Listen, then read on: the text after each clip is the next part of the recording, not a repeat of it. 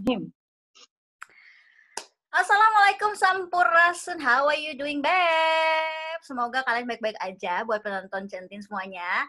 Dan seperti yang teman-teman udah bisa lihat di sebelah kiri Centin, udah ada kedatangan tamu spesial banget karena selain dia ini sahabat Ece yang udah berbelas-belas tahun, tapi juga dia adalah salah satu tokoh penting yang cukup berpengaruh dari keberlangsungan hidup Ece selama di Belanda ya.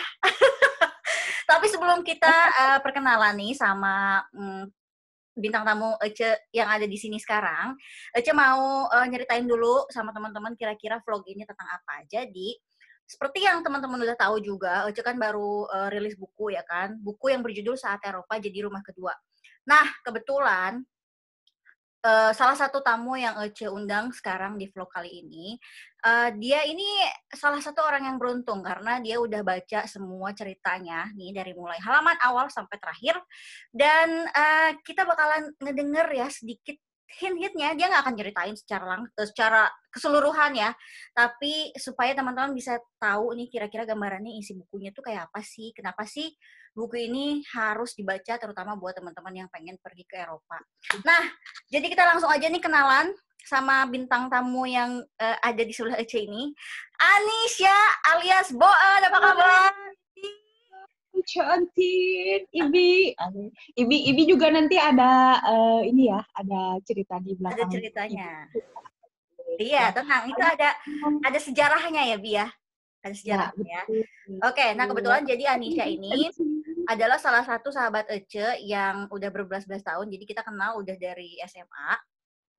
Dan kebetulan Anisha ini sekarang udah tinggal di Belgia selama 3 tahun, ada Bi? 4 tahun? 3 tahun. 3 3 tahun tahun. 2017, berarti 2020 ya 3 tahun. Oke, jadi sebelum kita mungkin cerita lebih jauh tentang gimana sih kehidupan Anisha, atau Ece panggil Ibi aja kali ya, karena itu panggilan akrab Ece sama dia Bilang selama sayang. berbelas tahun ini. Jadi kita bakalan ini aja langsung cerita aja kira-kira gimana sih pendapatnya Ibi ini atau Anisha tentang buku Saat Eropa Jadi Rumah Kedua. Tapi Ece punya beberapa pertanyaan nih yang harus dijawab sama Anisha ya. Nih gelohnya Anisha, nih asa Anisha, Beb. nih asa kasaha gitu Anisha. Geuleuh bisa tapi Bi. Ya ampun sampai lupa. Minal aidin wal faizin. Taqabbalallahu minna wa minkum. Mohon maaf lahir batin. Ya, minal aidin ya. Iya, semoga kita menjadi manusia yang lebih berguna ya untuk Amin, walaupun kita jauhan ya, tapi silaturahmi harus tetap berjalan. Bener Amin. banget, amin, alhamdulillahirrahmanirrahim. Jadi kita langsung aja nih. Kita benar-benar di dua benua, dari ujung dunia ke ujung dunia. Dari Australia, di Eropa itu jaraknya, buset, perbedaan jam aja sampai 9 jam kan? Oh, gitu ya. Iya Gitu. benar. Gimana nih kalau ngobrol Oh ya, biasanya kita aduh ya gitu iya. sendiri. Ini agak-agak jaga image aja kalau ya, agak-agak ditahan gitu ya. Tapi anyway nih Bi, siap nggak nih sama pertanyaan pertama? Siap-siap.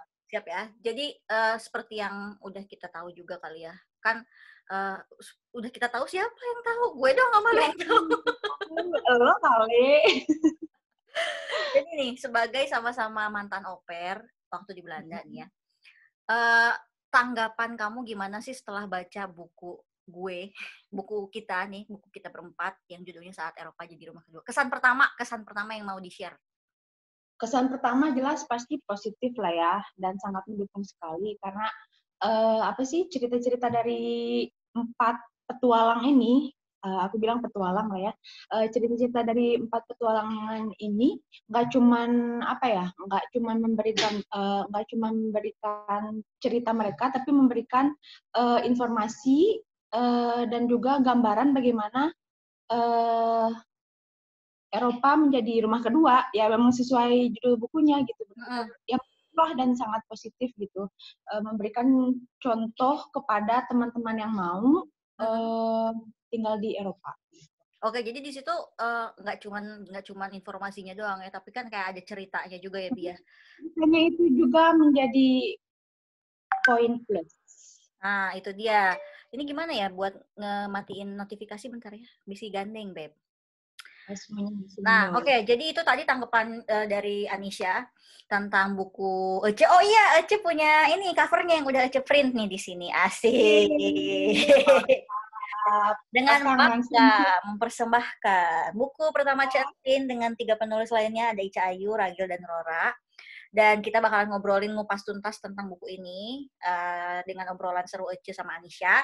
Dan kita langsung aja ke pertanyaan kedua, karena tadi itu tanggapan jujur dari Anisha tentang apa namanya, tentang apa ya, kayak personal testimoni kali ya, maksudnya personal ulasan dari seorang Anisha yang udah baca bukunya. Tapi ini dibalik kita misalnya sahabatan ya, Bi, kalau kamu misalnya baca buku ini memang layak nggak sih buat dibaca gitu sama? Oh, layak sekali karena buku ini apa ya, selain memberikan apa namanya informasi, Hmm. tapi untuk orang yang misalnya nggak akan keluar negeri ataupun orang yang nggak tertarik untuk au pair, menjadi sebuah bacaan apa ya, karena isinya tuh nggak eh jadi isinya tuh ada drama yang nge-stimulate emosi pembaca gitu. Jadi Asik, kan itu asik asik. banget.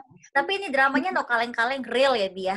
Dia real itu nggak kayak ayahku adalah ibuku adalah mamaku gitu. Sinetron antara deh. Ya gitu lah pokoknya biasa Ya, dan ini ternyata. nggak kaleng-kaleng ya guys, karena ceritanya bener-bener real yang bisa yang dialami dari keempat penulis. Jadi kalian memang harus baca. Dan Ece masih punya pertanyaan selanjutnya nih yang harus dijawab sama Anisha. Dan kita langsung aja ke pertanyaan kedua, yaitu tentang keterlibatan Anisha di buku Saat Eropa Jadi Rumah Kedua. Nah, sebagai salah satu tokoh yang ada di dalam cerita ini ya dia, perasaannya gimana sih pada saat baca diri kamu ada di buku itu, terutama saat kamu kemarin baca chapter aku tuh yang Centin. Kan ada beberapa chapter yang aku nyebutin kamu di situ, terutama di saat ending-ending kamu tuh ya cukup berperan lah saat aku ngambil keputusan itu gitu. Gimana sih perasaannya? Pertama sih wow ya, terharu asik. Terharu ya, benar-benar asli asli terharu karena apa ya, bikin throwback juga gitu, bikin terngiang-ngiang sama momen-momen itu gitu, momen-momen eh, momen-momen aku pribadi, terus momen-momennya keterlibatan aku sama di cerita itu juga, maksudnya apa ya, jadi throwback lagi lah gitu, kayak momen-momen di mana itu adalah sebuah keputusan yang mengubah hidup, yang benar-benar mengubah hidup lah istilahnya gitu. Iya, benar benar. Jadi bukan cuma penonton aja ya, maksudnya kamu pun di situ yang eh, terlibat dalam salah satu keputusan terbesar hidup aku kali ya. Di situ pun kayak kamu kayak hit yourself big time nggak sih, kayak wah gila sih gue gitu, mengubah Iya, kehidupan seorang juga gitu. iya, iya asli. Ya itu yang pertama untuk apa sih, untuk di chapter Centin lah jelas jelas apa namanya, perasaannya ya kayak gitu juga, kayak ya kayak gitu kayak yang kamu bilang di kayak oh ternyata itu tuh apa namanya, eh, memberikan andil juga gitu, memberikan andil besar gitu. Tapi pas aku baca apa namanya, chapter-chapter lainnya juga apa sih, secara nggak langsung aku juga me, berada di posisi mereka, kayak oh ternyata Ya. cerita yang itu gitu, oh yang lain gitu. Dan ini juga kayak buat aku juga kayak oh ternyata apa ya, cerita-cerita oper-oper lain juga ya sangat menarik gitu. Dan banyak banget ternyata yang ceritanya lebih apa ya, lebih drama dibandingkan aku kali ya, atau mungkin aku paling drama di situ. Wah itu harus dibalikin ke pembaca, jangan dibocorin. Iya, Biar kan benar mereka benar benar benar benar.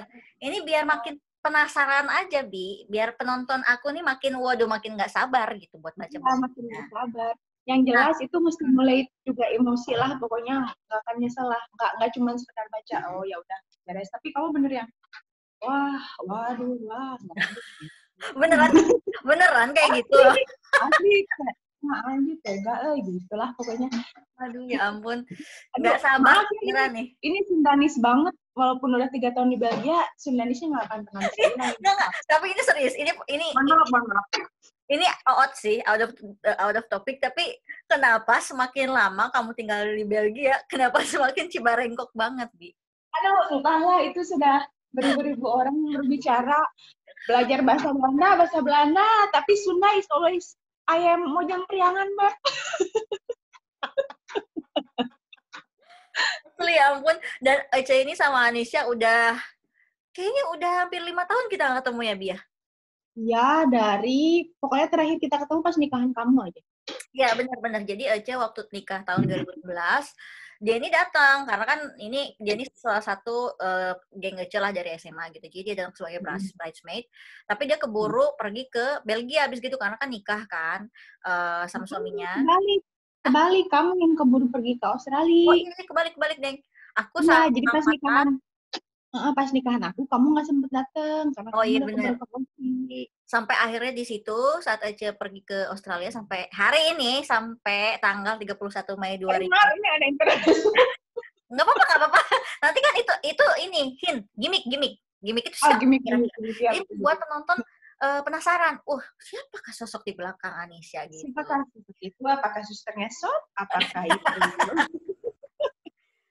Bu ya, kadang garingnya itu udah dari dulu ya Bu ya. Dari dulu, mohon maaf ya, bisa banget. Oke nih, tadi kita lanjut ke pertanyaan, ke pembahasan yang tadi nih soal sosok kamu di tokoh ini. Otomatis kan pada saat kamu baca tuh ada perasaan kayak, wah gila ya, gue pun pernah ada di situ, pernah ada di Belanda, otomatis kan ya. Dan ada pengalaman atau ada cerita nggak sih yang sampai ngingetin kamu ke masa-masa kamu di Belanda? Apa kira-kira masa-masa paling unforgettable yang kamu alami di Belanda saat jadi au pair? Banyak sih. First of all sih kayak ngelihat si host kid tumbuh ya. Karena kebetulan pas waktu jadi au pair, aku tuh ngerawat bayi.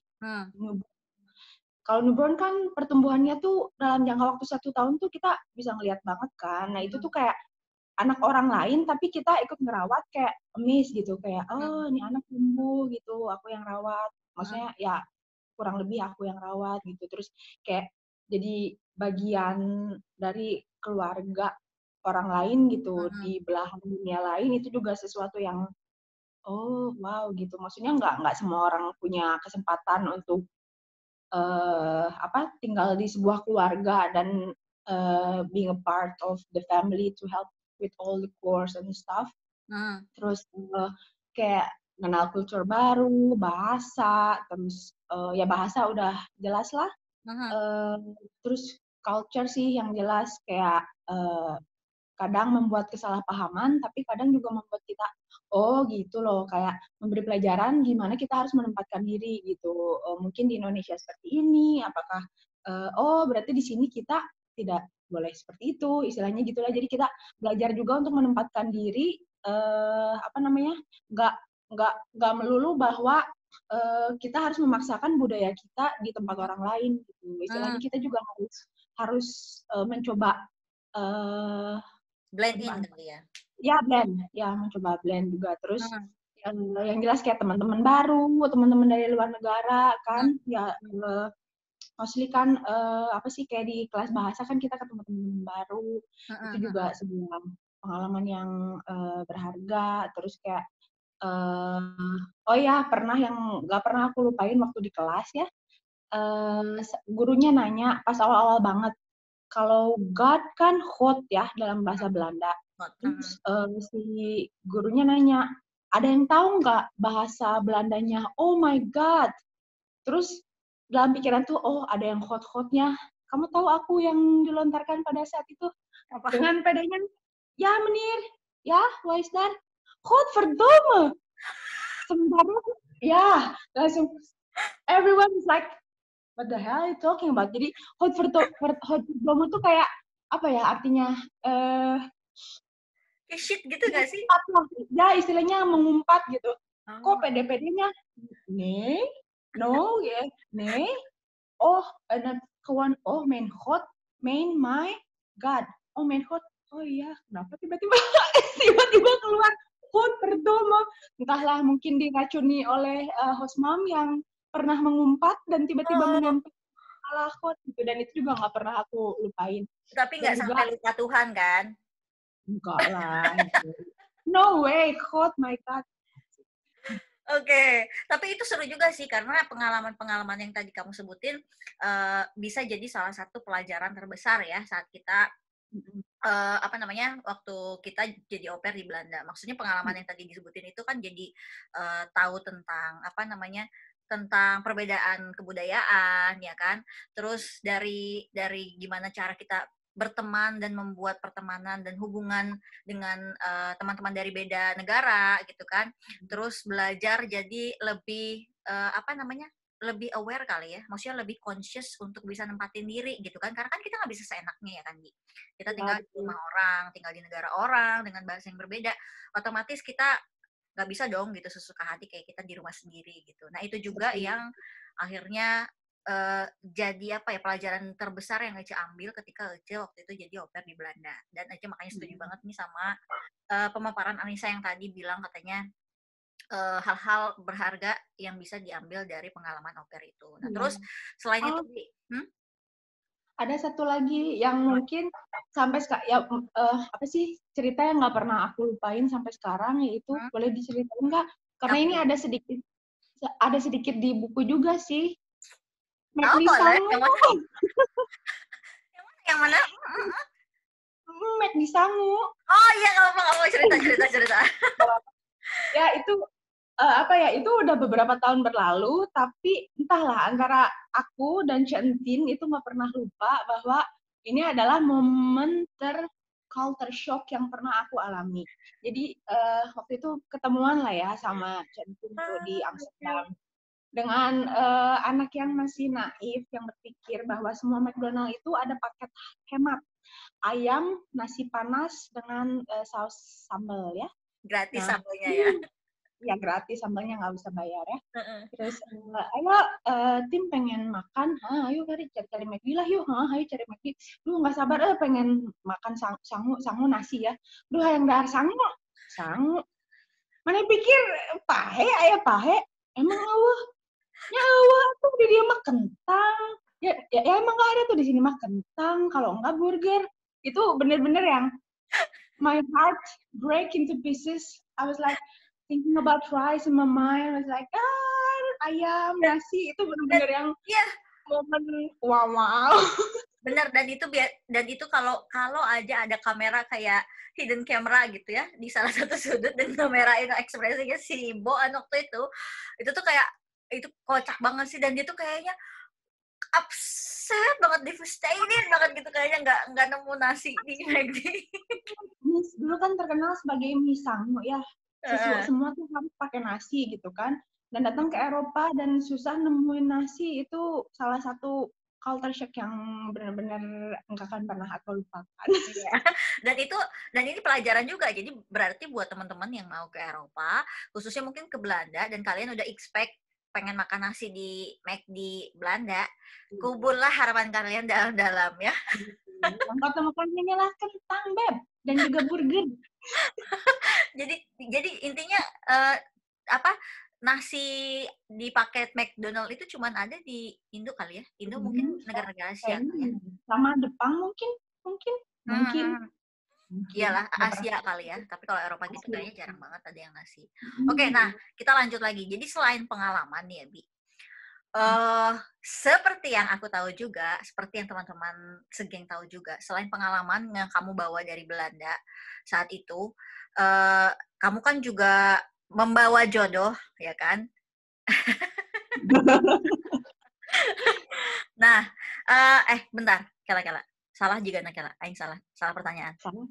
Nomor 4. Selain kamu juga nomor 4. Oh, enggak, benar, Bi. Enggak benar. Jadi, tarik ini dikat, tenang aja. Nah, bisa diceritain nggak sih itu gimana sih ceritanya sampai akhirnya dapat jodoh orang sana, dan setelah 4 tahun pernikahan ya, ups and downs-nya gimana sih nikah sama orang Belanda gitu. Coba ceritain dong, apalagi kan di sini mungkin banyak ya teman-teman yang pengen cari jodohnya bule. Nah, coba kita langsung dengar aja dari sumber terpercaya yang udah 4 tahun tinggal sama bule Belanda. Coba gimana cerita, Bi? Iya. Baiklah, kalau cerita dari awal mungkin terlalu panjang ya, kita singkat cerita aja. Pokoknya ketemu sama suami waktu di Amsterdam, dan kurang lebih sebenarnya itu di balik itu semua adalah Chantin yang menjadi latar belakangnya. Pokoknya singkat cerita aja lah. Dan akhirnya ketemu dan niatnya sih cuman sebagai nambah teman baru ya, tapi ternyata kok cocok, kok seru gitu. Terus apa sih namanya? Karena memang niat pertama kali datang ke datang ke Eropa pun itu hanya sekedar ingin refreshing dari kepenatan di Indonesia. Dulu kan kerja sebagai suster gitu, kayak aduh, tanggung jawabnya kok besar banget gitu, pengen something yang ringan gitu, pengen suasana baru gitu, dan mikirnya ya udah 1 tahun au pair, balik lagi ke Indonesia, balik lagi kerja di rumah sakit gitu kan. Tapi justru dengan pertemuan inilah yang benar-benar merubah kehidupan, yang bikin aku jadi ada di sekarang di sini gitu. Sekarang di sini. Ngomong apa sih? Ya gitu. Ya, jadi pas mau pulang ke Indonesia, aku kan mikirnya nggak akan diseriusin lah gitu. Alah, terlalu banyak rintangan intinya. Tapi dia bilang, cobalah, let's give it a try. Dia bilang gitu, kamu mau nggak ngoper lagi sekali lagi? Iya, karena jarak Belgia Belanda kan masih bisa ditempuh tuh pakai kereta. Terus pikir-pikir, iya nggak ya? Tapi hati berkata, boleh juga tuh gitu. Kita coba gitu, kita lihat membawa akan kemana hubungan kita gitu kan ya. Terus terus ya udah ngoper lah ke Belgia gitu. Nah, pas setelah dari oper di Belgia, di situ juga panjang ceritanya sampai akhirnya dia bisa meyakinkan orang tua bahwa dia serius, dan akhirnya kita menikah seperti itu. Dan ada nggak sih maksudnya perasaan yang apa ya? Kamu juga kan sebelum nikah sekarang sama Kevin udah pernah dong pacaran sama orang Indonesia ya? Mungkin bakalan beda sih rasanya gimana saat kamu karena kan kamu sekarang statusnya menikah ya, nggak bisa dijadiin perbandingan sih. Cuman ada perbedaan yang paling signifikan nggak sih punya pasangan bukan orang Indonesia? Kalau dilihat dari sikap sih sebenarnya ya itu sih personal ya. Mau dikata bule juga manusia gitu. Istilahnya sama aja kayak maksudnya kayak cowok-cowok lain gitu. Itu sih personal lah gitu. Cuman yang bikin beda itu pola pikir dan apa namanya? Background lah istilahnya gitu. Kadang dalam perjalanan pernikahan kita sampai sekarang tuh kayak kita masing-masing banyak menjelaskan bahwa kultur aku tuh gini loh gitu. Jadi harus banyak saling mendengarkan, saling mengerti bahwa karena kita tuh emang benar-benar dari 2 dunia yang berbeda gitu, dari background-nya benar-benar berbeda, dari kebiasaan-kebiasaan harian gitu, kayak kebiasaan-kebiasaan yang menyangkut keluarga atau kebiasaan yang menyangkut finansial, itu ya harus benar-benar saling apa ya namanya, saling coba menjelaskan, lebih banyak menjelaskannya sih, kayak misalnya, kok gitu sih, ya kalau kultur aku gini, terus aku misalnya ngelihat kok di sini gini sih, terus dia ngejelasin gitu, kayak lebih banyak. Intinya sih komunikasi sih. Oke. Tapi kamu merasa beruntung. Apa? Tapi kamu merasa beruntung nggak nih menikahi seorang Kevin? Ya, asik. Beruntung. Ya. Coba kita tanya Kevinnya, panggil coba. Bongbong.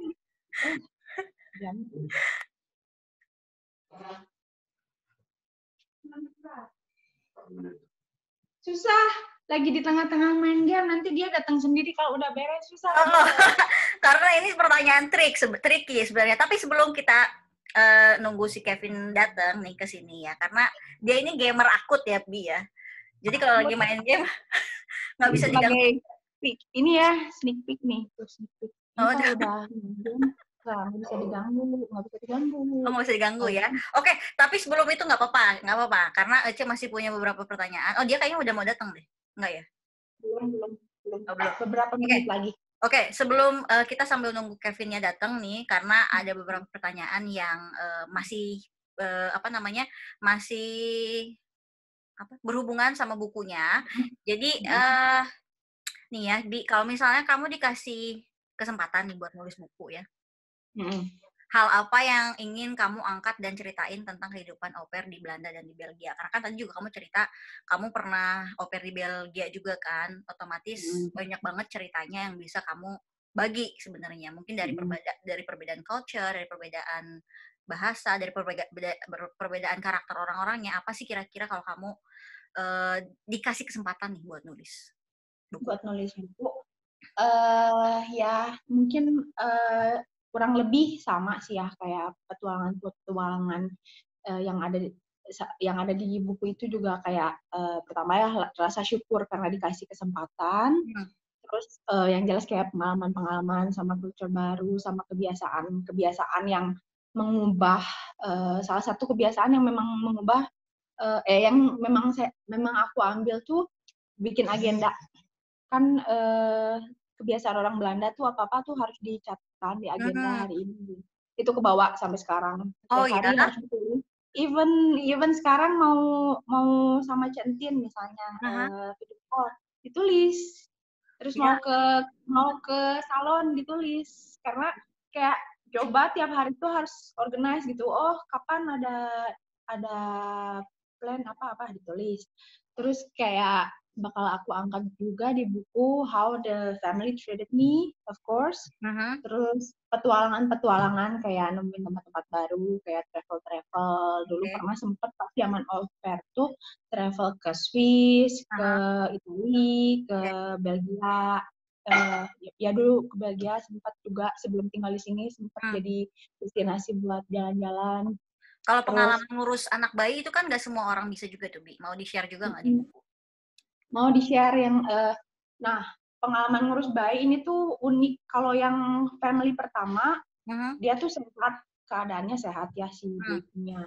Nah, kalau baby yang kedua yang waktu di Belgia itu, ini adalah baby yang istilahnya agak sakit-sakitan sampai si baby-nya tuh tidur sama aku. Jadi kayak aku mamanya gitu di sebelah, cribnya disimpan di sebelah, sampai dia tuh harus pakai monitor, apa sih namanya, tahu nggak, kabel-kabel monitor yang harus melihat respirasi, detak jantung. Iya, karena pernah ada momen dia waktu di childcare, dia tuh tiba-tiba pingsan dan suspek epilepsi. Karena karena family-nya tahu aku ada background medis gitu. Jadi kayak ya percayalah gitu. Maksudnya kalau ada apa-apa, aku yang bisa istilahnya ya bertindak lah gitu. Kayak tiap malam tuh si bayi tuh tidur dengan dengan alat monitor itu gitu. Pernah beberapa kali bunyi alarmnya kan, buset itu jantungan pas bangun, untungnya nggak kenapa-napa, cuman kabelnya copot gitu.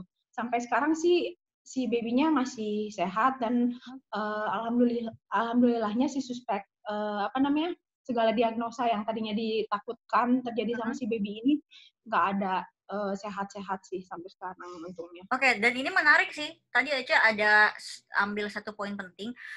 Ternyata background pendidikan kita di Indonesia itu pun bisa jadi modal ya, apalagi kayak kamu pernah jadi suster ya kan, ambil keperawatan di Indonesia karena memang working with children itu is a big responsibility ya, Bia. Ya kayak kalau misalnya mereka punya alergi atau segala macam kan, at least tahu lah gitu. Jadi buat teman-teman nih, bukan tidak untuk mengecilkan hati, tapi mungkin kalian kalau bermaksud untuk pengen mulai jadi au pair nih ke Eropa, jangan dulu mikirin jalan-jalan, jangan dulu mikirin yang have fun-nya, tapi kalian kalau bisa nambah dulu deh skill untuk bisa dipakai nanti pas jadi au pair ya, Bi. Salah satunya mungkin siapa tahu kalian yang suka masak bisa banget kepake kayak Ece. Ece memang dulu nggak suka masak, tapi karena satu family yang terakhir ini dia minta Ece buat masak, sampai akhirnya Ece di sana harus masak dan kepake lah sekarang ke sini. Weh, halo Kevin. Di sini. Yes. How are you? How are you? Yeah, I'm fine. Good? I'm fine. I'm good. You not seem happy. Like you just lose your game? Because it's in the morning, we're just awake. A little bit, of course. What's the time now in Belgium? What time? Like 10? 10. Part. Oh, 10 o'clock. Okay. So I have spoken a little bit with Anisha about your marriage, about your life decision to marry Anisha, which the girl coming from all the way from Indonesia, it's like far away island. And I asked her, did you ever regret to marry Kevin? And then she said, no, I feel lucky to marry him. And then I'm just gonna exchange this question to you. How do you feel to marry Indonesian girl that doesn't have the same culture, language, background with you? How do you feel? Yeah, I'm also very happy that I'm married to her, and it's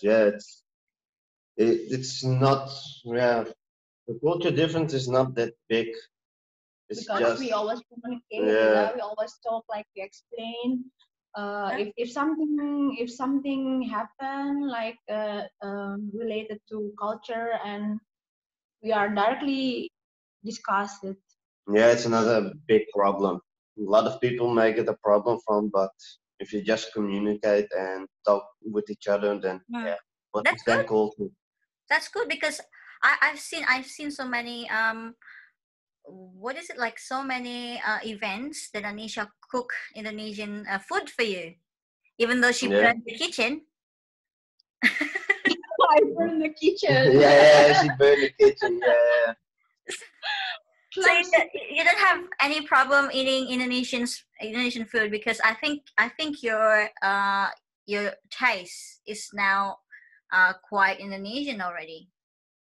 Yeah, I prefer Indonesian food. Yeah, there was one time I cook something with rice, and I cook something with potatoes, because I think like he's the bule, so maybe he would prefer to eat potatoes, and and then I served the potatoes and I just eat my rice, and he was like, why didn't I get rice? You are the bule, right?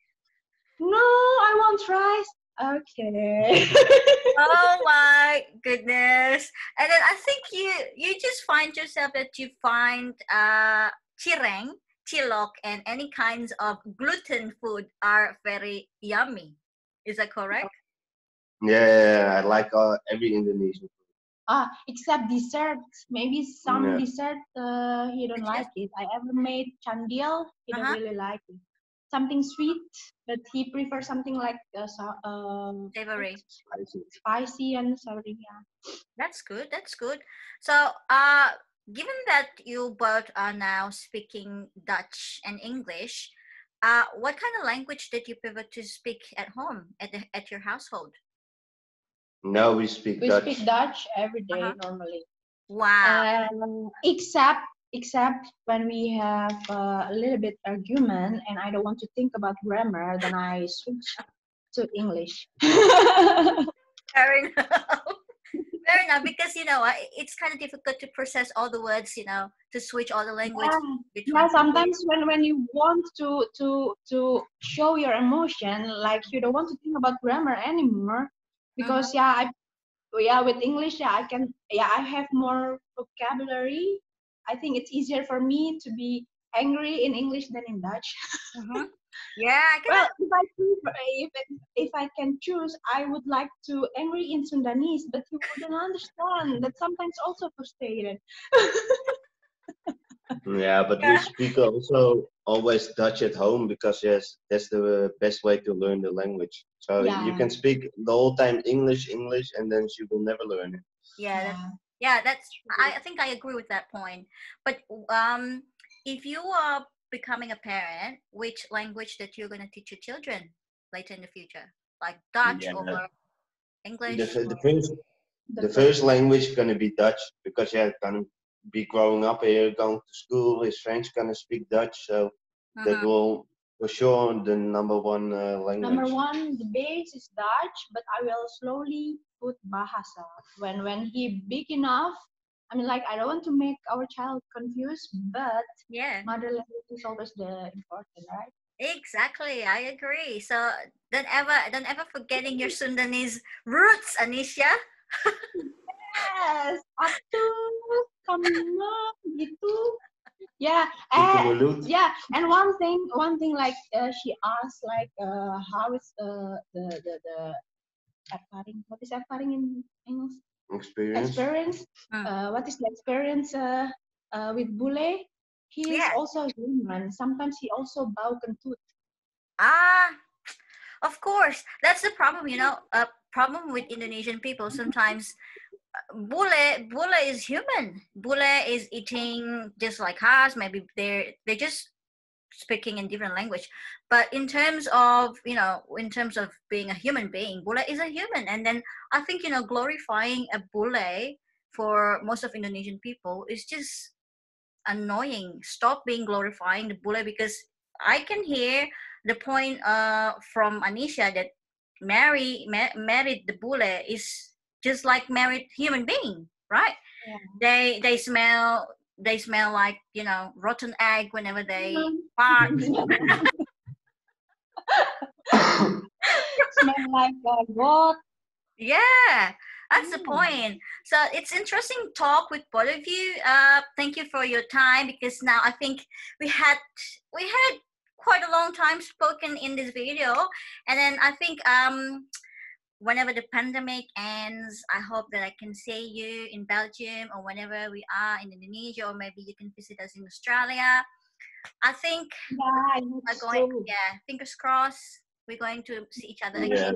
It's been like 5 years, especially with Kevin. I think I saw you in my wedding trip. No, right? No. Same year. No. I just waiting. So same year. So 5 years. We haven't met each other for 5 years. So I hope that we can see each other again. I hope the best for your marriage. And then I heard that Anisha are planning to have a baby by the end of the year. So fingers crossed again. I hope that your planning are going to run well. So Anisha, thank you once again for your time and everything. I know it's a short talk for you, but I think we better get off now, because it's more than 1 hour already. I have find myself difficult to editing my video, even though I'm not doing it. My husband's doing it. He's gonna be really upset if I make a video longer than 1 hour. So okay. Yeah, and it's also for Pata. Yeah, exactly. So I keep it short, but still, meaningful. So anyway, thank you, Kevin and Anisha, once again. I'm gonna see you later, maybe in the future. And terima kasih buat penonton semuanya, buat penonton aja.